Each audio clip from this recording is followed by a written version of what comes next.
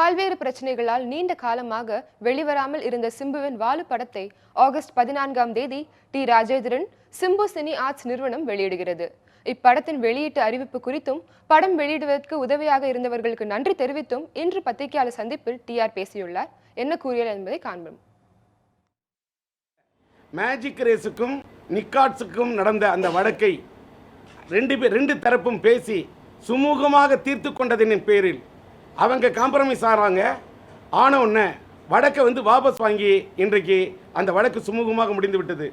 Magic race அதை சுமூகமாக முடித்து கொண்டதற்கு பின்னால் அதற்கு முன்னாடியே மீதி யாராரு போட்ட அத்தனை வழக்கும் பல வழக்கு எல்லாத்திலையுமே வெற்றி பெற்று அத்தனை வழக்குகளையும் உடைச்சி இன்றைக்கு பல உங்களுடைய ஆதரவும் கூட உங்களுடைய அன்பு ஆதரவு எல்லாத்தையும் மேரில் இப்போ இந்த மாதம் ஆகஸ்ட் மாதம் 14ஆம் தேதி அந்த படத்தை வெளியிடுவதற்கு இன்றைக்கு நாளை முதல் ரிசர்வ் செய்யப்படும் என்று விளம்பரம் கொடுத்திருக்கக்கூடிய இந்த கட்டத்திலே அன்றைக்கு தடை உத்தரவு பெறுவதற்கு முன்பு நான் பத்திரிகையாளர்களை சந்தித்ததற்கு பிறகு மீண்டும் உங்களை சந்தித்து அந்த இடைப்பட்ட நேரத்திலே அன்னைக்கு அந்த செய்தியை போட்டு எனக்கும் என் மகன் சிலம்பரசனுக்காகவும் இந்த வாலு திரைப்படத்திற்காகவும் செய்தி வெளியிட்ட உங்கள் அனைவருக்கும் என்னுடைய என்னுடைய நன்றியை தெரிவிச்சுட்டு மீண்டும் இந்த படம் இந்த எல்லாம் வல்ல இறைவனுடைய அருளால் இந்த ஆகஸ்ட் 14 வெளிக்கொண்டு வருவதற்கான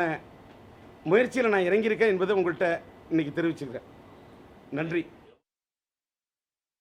எனக்கு ஒரு ஆறுதலாக ஒரு மாரல் சப்போர்ட்டு ஒரு தார்மீக சப்போர்ட்டு போய் கொடுக்கணும்னு சொல்லிட்டு தன்னுடைய படத்தின் தயாரிப்பால் தன்னுடைய பிஆர்ஓவை அனுப்பிச்சு வச்சது இளைய தளபதி விஜய். இது மட்டும்தான் உண்மை.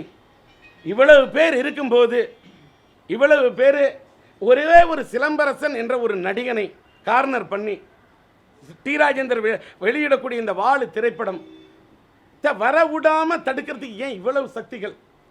இவ்வளவு பேர் ஏன் யாரோ பின்னணியில் இருந்து இயக்கி இவ்வளவு ப்ராப்ளம் இதுக்கு கொடுக்குறாங்களே என்ன அப்படின்னு நான் இறைவா நீ உன்னை தவிர எனக்கு யார் இருக்கா அப்படியே என்று நான் நினைத்து கொண்டிருந்த போது அந்த மலேசியாவில் 10 மலை முருகன் கோயிலில் அந்த முருகன்கிட்ட வேணும் அந்த முருக பக்தனா நினச்சப்போ அந்த முருகனுடைய அருளால் மட்டும்தான் இறைவனுடைய அருளால் மட்டும்தான் விஜய் அந்த தார்மீக ஆதரவை அந்த மாரல் சப்போர்ட்டை தரேன்னு வந்தார்.